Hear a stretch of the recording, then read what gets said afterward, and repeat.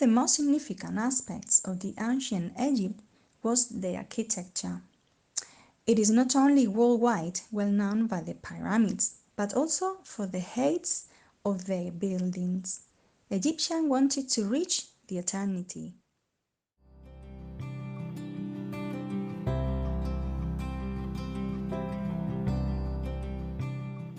In order to describe the Egyptian architecture, we need to consider the following aspects.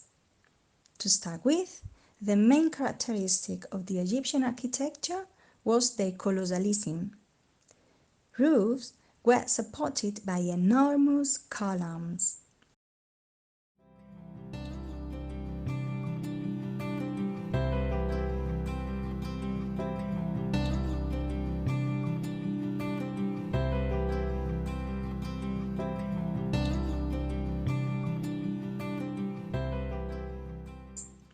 Another important feature was the use of intel roofs. Egyptians didn't use the arc or the vault.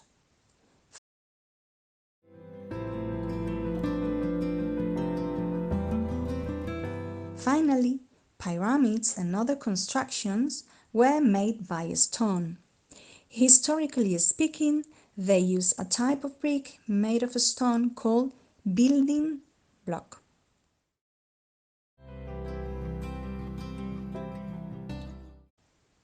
With regards to typologies, there were two different types of buildings in ancient Egypt.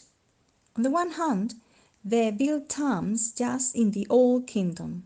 Archaeologists found mastabas, a kind of tomb with trapezoidal shape. The next step was the pyramid. That was built overlaying mastabas, one on the top of another. Everybody knows the three famous pyramids were built by the pharaohs Cheops, Khephren, and Mycerinus. They are settled in Gizeh, very close to the current capital of Egypt, El Cairo. Moving towards in time, in the New Kingdom, around 1500 before Christ, it appeared the third type of tomb. It was named hypogeum, a kind of tomb excavated on the rock. The most brilliant example was in Deir el-Bahari. On the other hand, and last but not least, the second typology of Egyptian buildings were the religious temples. Those constructions had several chambers organized around an axial axis.